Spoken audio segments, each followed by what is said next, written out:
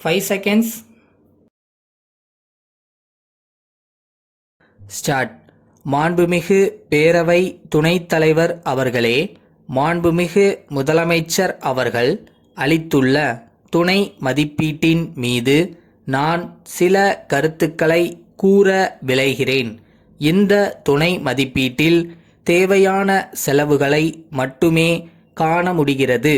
பொதுவாக ஏழை எளிய மக்களுடைய பிரச்சனைகளை கருத்தில் கொண்டு பால் விலையிலிருந்து இலவச மின்சாரம், நெசவாளர்களுக்கு, முதியோர்களுக்கு உதவித்தொகை, நலிந்திருக்கக்கூடிய கூட்டுறவு நூற்பாலைகளை சீரமைக்கின்ற பணிகள் போன்றவற்றிற்கு முன்னுரிமை கொடுத்து இந்த துணை மதிப்பீட்டில் நிதி ஒதுக்கீடு செய்யப்பட்டிருப்பது வரவேற்கத்தக்கதாகும்.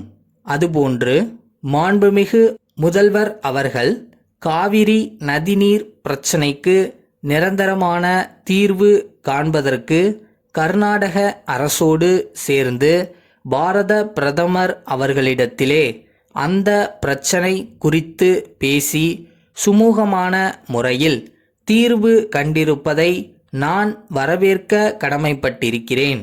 அவர்களிடையே ஏற்பட்ட உடன்பாட்டினால் தஞ்சை மாவட்டத்தில் வேளாண்மை உற்பத்தி செய்யக்கூடிய விவசாயிகள் பலர் நாள்தோறும் செத்து கொண்டிருந்த நிலைமை மாறி அவர்களுடைய வாழ்க்கையில் ஒரு நம்பிக்கை ஏற்பட்டு இருக்கிறது. முதல்வர் அவர்களுடைய இந்த முயற்சியை நான் வரவேற்று வாழ்த்த கடமைப்பட்டிருக்கிறேன். அடுத்தபடியாக நெசவாளர்கள் பிரச்சினைக்கு நீண்ட காலமாக தீர்வு காணப்படாமல் இருந்தது.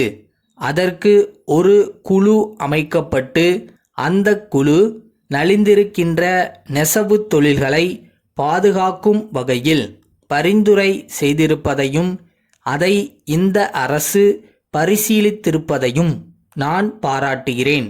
அதேபோன்று கடந்த சட்டமன்ற கூட்டத்தில் இந்த அவையிலே மாண்புமிகு முதலமைச்சர் அவர்கள் சட்டமன்ற உறுப்பினர்களின் தொகுதிகளில் அலுவலகம் கட்டுவது குறித்து அறிவித்தார்கள். அதற்குரிய தொகையை உடனடியாக ஒதுக்கித் தர வேண்டும். அவ்வாறு செய்தால் மக்களுடைய பிரதிநிதிகளை பொதுமக்கள் அணுகி குறைகளை சொல்வதற்கு நல்ல வாய்ப்பாக இருக்கும் என்பதை தெரிவித்துக் கொள்கிறேன். மேலும் தமிழகம் முழுவதும் ஆறுகளில் தூர்வாரும் பணி சிறப்பாக நடைபெற்று கொண்டிருக்கிறது. அதிலே முழுமையாக பார்த்தால் பெரிய பணிகளிலிருந்து சிறிய வேலைகள் வரை முற்றிலுமாக இயந்திரங்கள் மூலமாக செய்யக்கூடிய நிலையை நம்மால் காண முடிகிறது. சிறிய பணிகளை பொறுத்தவரையில் வேளாண்மை தொழிலை சார்ந்திருக்கின்ற பல லட்சக்கணக்கான தொழிலாளர்களுடைய வாழ்க்கைக்கு உதவும் வகையில் மனித வளத்தை பயன்படுத்த வேண்டும். அவர்களுக்கு வேலை வாய்ப்பு அளிக்க வேண்டுமென்று சொன்னால் சிறிய கால்வாய்களை தூர் எடுக்கிற போது ஆட்களை அந்த பணியிலே அரசு ஈடுபடுத்த வேண்டும்.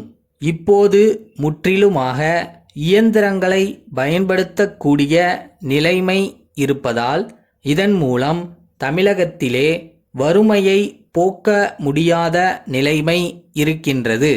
ஆகையினால் சிறிய கால்வாய்கள், குளங்கள், ஆறுகளை தூர் எடுக்கிற போது மனித வளத்தை பயன்படுத்துவதுதான் சரியாக இருக்கும். ஆகவே எதிர்கால திட்டங்களிலே அதுபோன்று செய்ய வேண்டுமென்று முதலமைச்சர் அவர்களை பணிவோடு கேட்டுக்கொள்கிறேன். திண்டுக்கல்லில் உள்ள கதிரவன் மின்சார பொருள்கள் விற்பனை நிலைய உரிமையாளர், கோயம்புத்தூரிலுள்ள வீனஸ் நீரேற்று மின்சார மோட்டார் நிறுவன மேலாளருக்கு எழுதும் கடிதம். அன்புடையீர், தாங்கள் அனுப்பி வைத்த அதிநவீன மின்சார மோட்டார்கள் அனைத்தும் விற்பனையாகிவிட்டன. மேலும் இவ்வகை மோட்டார்கள் அதிக அளவில் தேவைப்படுகின்றன. ஆகையால் உடனடியாக 20 மோட்டார்களை அனுப்புவதோடு தேவையான உதிரி பாகங்களையும் அனுப்புமாறு கேட்டுக்கொள்கிறேன். அவற்றிற்கு தேவையான தொகைக்கு காசோலை ஒன்று இத்துடன் இணைக்கப்பட்டுள்ளது. விலையில் ஏதாவது மாற்றம் இருந்தால் அதன் விவரத்தை தெரியப்படுத்துங்கள். உடனடியாக உரிய நடவடிக்கை எடுப்பதோடு தங்களுடைய நிபந்தனைகளுக்கும் கட்டுப்படுகிறேன். மேலும் இந்த மோட்டார்களை இயக்குவதில் சரியான பயிற்சி இல்லாததால் பயனாளிகள் சற்று சிரமப்படுகிறார்கள். அவர்களுடைய சிரமத்தை போக்குகின்ற வகையில் தங்கள் நிறுவனத்தைச் சேர்ந்த தொழில்நுட்ப வல்லுநர்களை அனுப்பி பயிற்சியளித்தால் நன்றாக இருக்கும். அவர்கள் வந்து தங்குவதற்கு வேண்டிய எல்லா வசதிகளையும் நான் செய்து கொடுக்கிறேன் என்பதை தங்களுக்கு தெரிவித்துக் கொள்கிறேன். தங்கள் நம்பிக்கையுள்ள